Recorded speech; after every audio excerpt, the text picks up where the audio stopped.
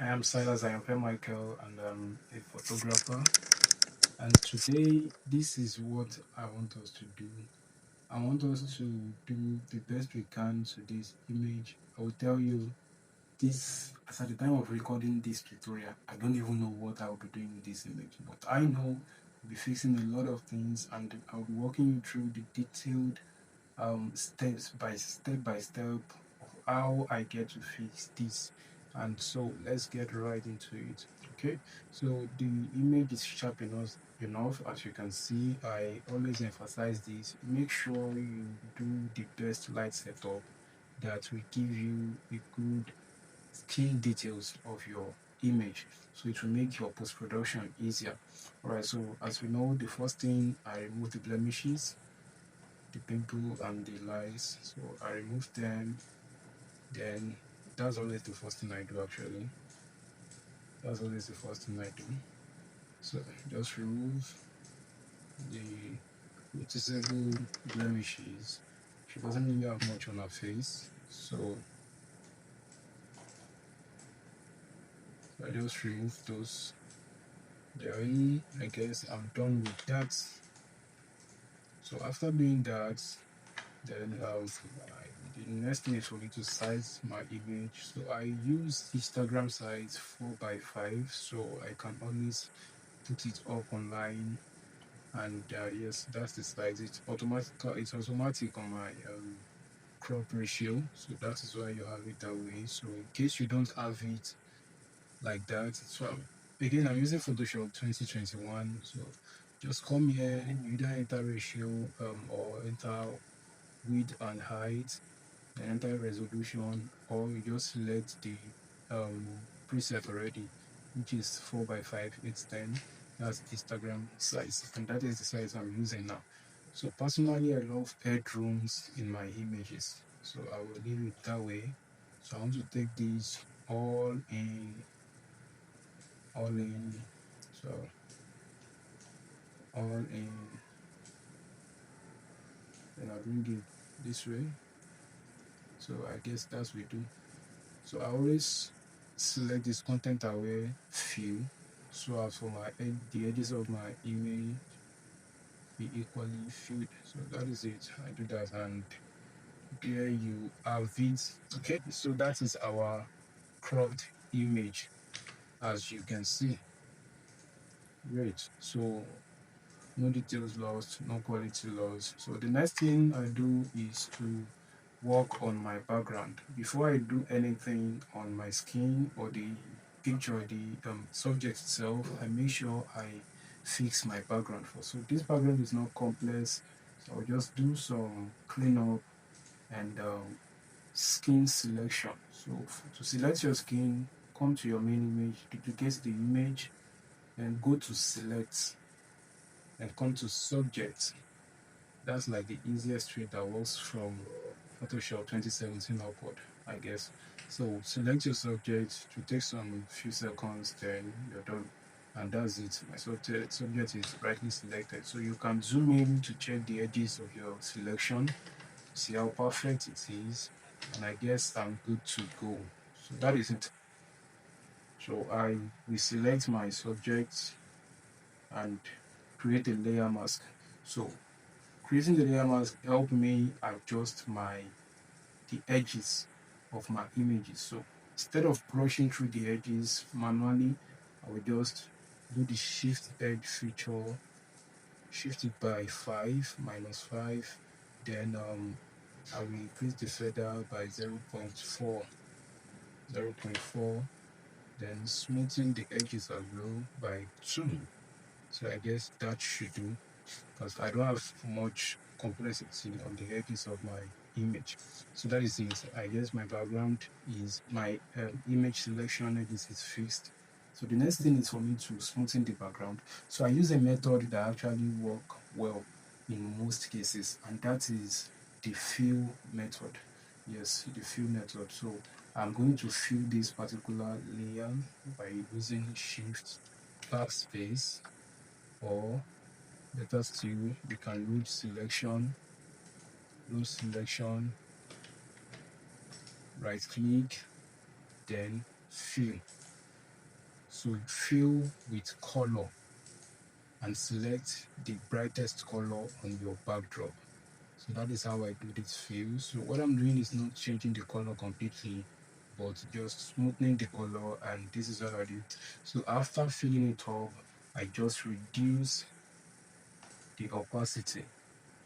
So if I reduce the opacity, as you can see, it's going to give my edges some details. You can see it. So it's going to give the edges some details. So it will look realistic, and that is the whole essence of doing it or using that method. All right, so after fixing my background, I guess what should do. So the next thing is I don't like all of these shadows beneath the eyelid. I think um the lashes actually block the lighting coming from the top. So this is an overhead light setup with a reflector. So the chain is blocking the light bouncing from the reflector to this spot, while the lashes is blocking the light coming from the top to this spot as well. So we are going to fix that, and to do that, I'm just going to go over to camera raw filter. Control Shift A, camera raw filter, and once we get there, okay, so here we are, camera raw filter. So I'm just going to increase the shadow until I have brightness on the spots. So I'll increase the shadow, and I'll zoom out as well. So as you can see, I have enough brightness, but that is not what I want. I don't want it affecting my overall image. So I am going to give details to black as well. Generally, I love giving details to black. I love giving details to black. It's, it helps the hair pop, and I guess the shadow is too much, so just reduce it. Okay, so let's partition it so we can see what we're doing. So reduce it, then I increase the contrast by 5. Highlights, I reduce it by 10.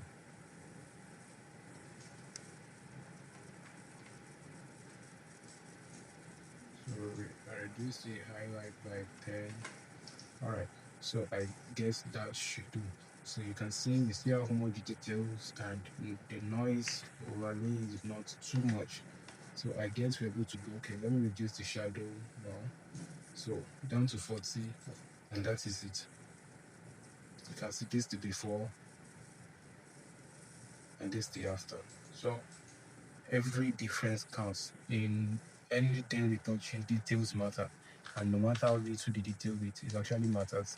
So that is it. So next is me working on my skin, and that is where I will get to do the blending of these shadows underneath the lid.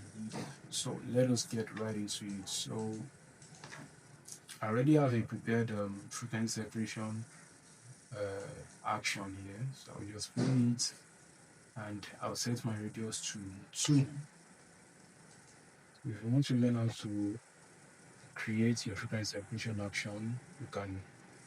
I will be creating a separate video for that. So that is it. So my action is created. Now this is the most important part. My brush settings, my mixer brush settings. I don't know what you use, but this is my own settings. I set wet 21, load 21, mix 21, flow 21, and smoothing for stroke 0. Then the brush angle, I set it for 0 as well. So this is my brush setting, my own brush setting. So you can explore yours and do be flexible with your creation and your settings as well. You don't have to be still minded or stick to what I use here. But to get the result I want, I need to use this brush filter, and this is what I use throughout all of my retouching. All right, so let's get right into the skin retouching. So that is it. So I just brush it slowly. I override it with some light extension, and yes, you have to be careful with this. It actually works 2 ways, but that's how I get rid of most of the shadow in the I5. I just override it with um, uh, with highlights, and yes, my result is always great at the end of the day. So that's why I said you have to be careful and you have to be good with your brush to use that effect. So that is it. So I guess we are done with the face. So before we move on, let's just check what we are doing. So here is the results. Okay. So from these to these, then that's not the end yet. Then from these to this, you can see. So let's continue. That is not all. Still have much to and so just the neck now to go, and that is it. So that is it about the skin painting or skin brushing. That is it. So this is our end result. You can see my brush setup. You can see your detail. Your details is still there. That's one thing I like about this brush setup. Now to bring more details out of our skin, this is another thing we're going to be doing now. So we go over to filter and come down to sharpen, then sharp mask. Then under there, I actually set my this to add details. Now to review the detail we already have on the skin. This is what we do. Go to select your painted layer. Go to brush 2. Then you can. I don't leaving it at 1.5. There you can see. So it's going to soften the brush, the painting. I'm going to soften the painting, so I'm going to repeat the same thing for all of the brush layer, all of the layers, and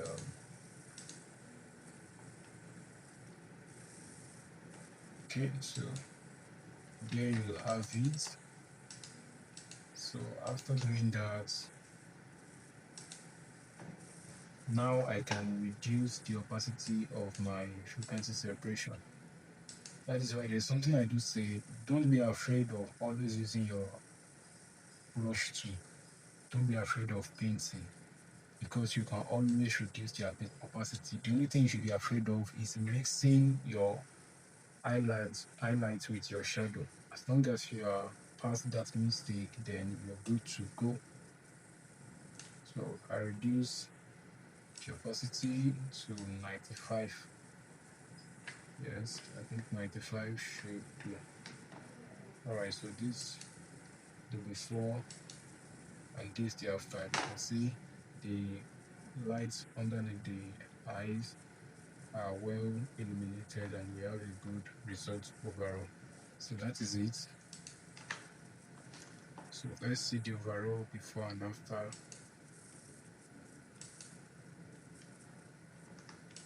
This is the overall before and this the after.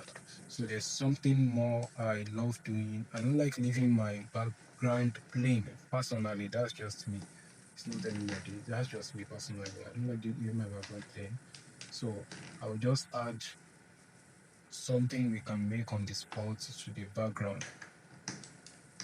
So that is it. I just reselected my layer. Then I will add layer mask. Then from there,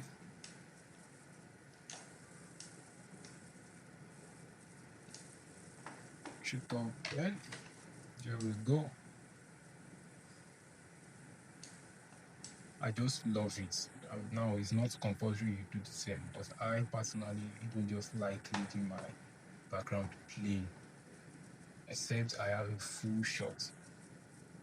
Do you understand? So that is it. So just drop shadow and that's all. That's all. That's all. Sorry. You duplicate, create a new layer from the selection, then you drop shadow, and that is it. So that is it. New layer from your selection, and you drop shadow, and that's it. So the reason we're having this line is because we reduce the opacity of our um, frequency separation.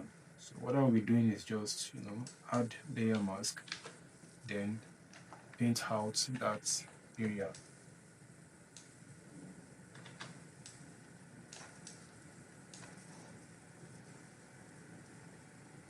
Choose my fill brush tool, then paint out that area. You can see, so it's gone, and that's it. So that is it. This is all you need. So the last thing now is to touch our eyeball. From We need to reduce the redness on the eyes, and that's the last thing we'll be doing. But before then, I would like to adjust the shadow on our selection to a side. So I want to adjust it to a side.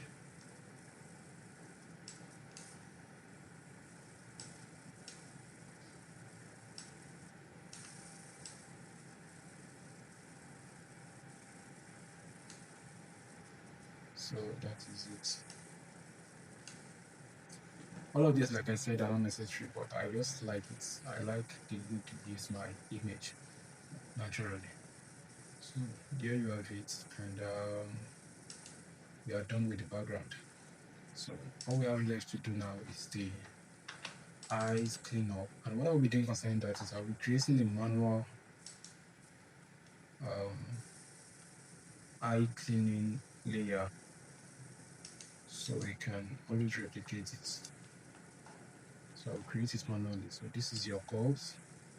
So your attention should be on the eyes until the redness is removed. So don't worry about the skin, just focus on the eyes.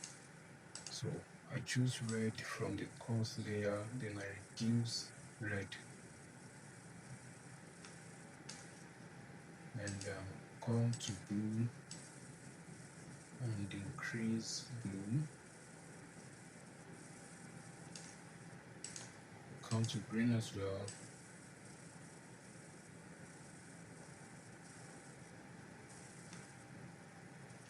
so I just keep doing it until I have my preferred results.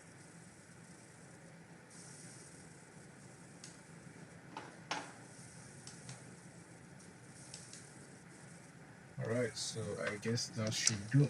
So you invert it using pressing, click on your layer mask, then press Ctrl I, and you paint over where you want to lighten, which is our eyes in this case. Make sure the foreground color is white, and you paint, so you can see. So that's how you can create that manually. That way you can create it manually.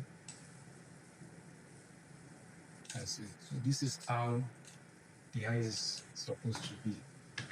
This is what the eye should look like. So that seems a bit too much. You can always reduce your opacity until it blends. Okay, I don't want this video too long, so I guess I will be stopping here. In our next video, I'll be showing us how to build a color grading technique from scratch. Yes. Alright, so thank you for watching. I remain Michael. Thank you.